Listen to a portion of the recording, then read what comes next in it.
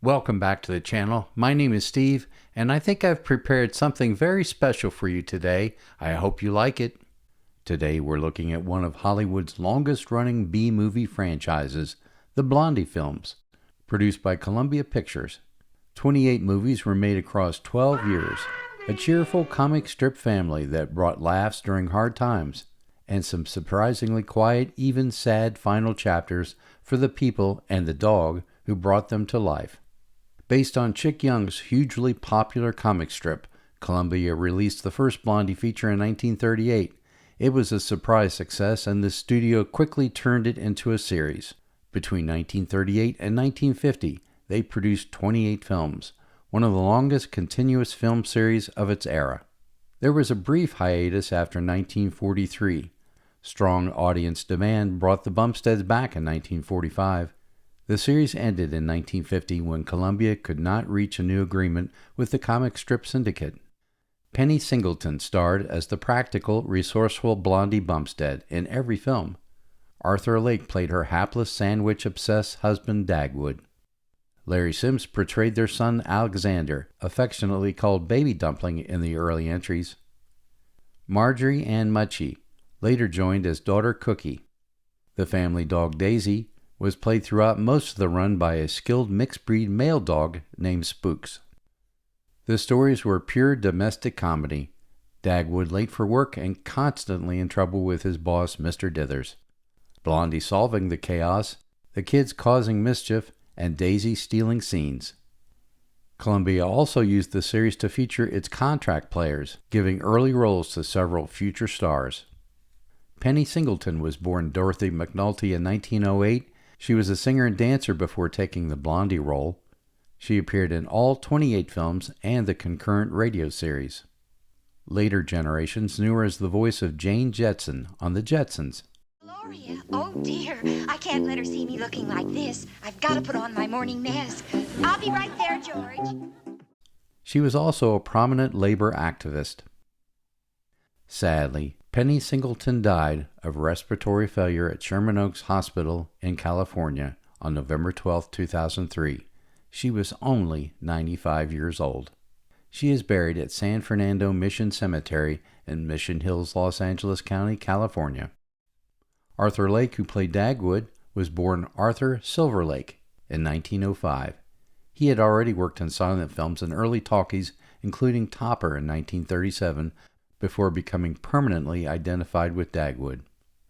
Arthur Lake married actress Patricia Van Cleve in 1937 at William Randolph Hearst's San Simeon estate. Patricia was publicly presented as the niece of silent film star Marion Davies, who was Hearst's longtime companion.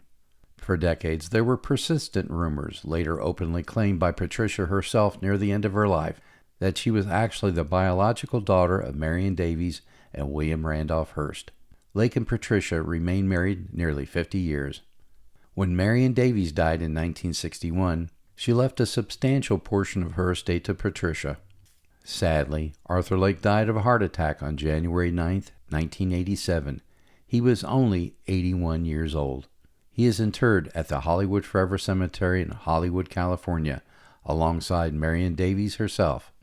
Baby Dumpling, played by Larry Sims, was born October 1, 1934 in Los Angeles. He began playing the Bumstead son as a very young child and continued through the end of the series. He also appeared as one of the Bailey children in It's a Wonderful Life in 1946. After leaving acting in the early 1950s, he served in the U.S. Navy, then studied aeronautical engineering.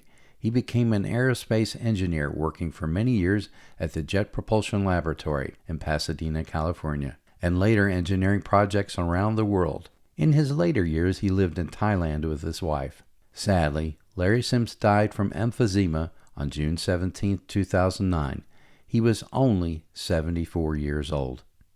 Spooks, better known as Daisy, was a Cocker Spaniel Poodle Terrier mix, rescued from a Los Angeles shelter and trained by Rennie Renfro. He appeared in more than 50 films, including with Laurel and Hardy and the Three Stooges, and was a consistent scene stealer in the Blondie series.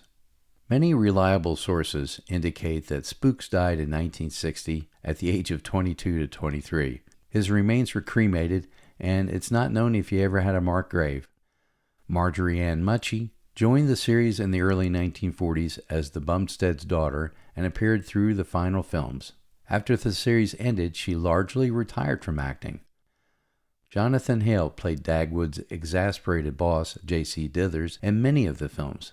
Despondent over health and personal problems, he took his own life on February 28, 1966, at the Motion Picture and Television Country House and Hospital in Woodland Hills, California. He was only 74 years old. Hale is buried at the Valhalla Memorial Park Cemetery in North Hollywood. His grave remained unmarked for more than 4 decades until fans funded a headstone in 2013. Many notable guest stars later became famous, including Rita Hayworth, Glenn Ford, Lloyd Bridges, Shemp Howard, and Larry Parks. Others who appeared were Charles Lane, William Frawley, Hans Conried, and Mary Wicks. The Blondie movies were never prestige pictures.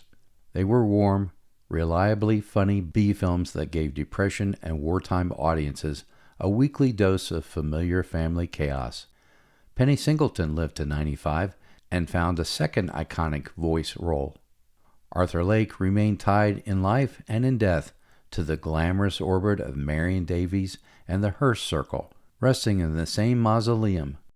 Baby Dumpling left Hollywood behind, built a serious career as an aerospace engineer at JPL and beyond, and died half a world away in Thailand. And Daisy, the clever mutt who often outshone the humans, left the screen and was cremated with no public monument. You know, the Blondie movies, unbelievably, were made before I was even born, but I always enjoyed watching them when I was a kid on the local TV stations. Please hit that like button, think about subscribing, and I'll see you again next time, unless I come to my own sad ending.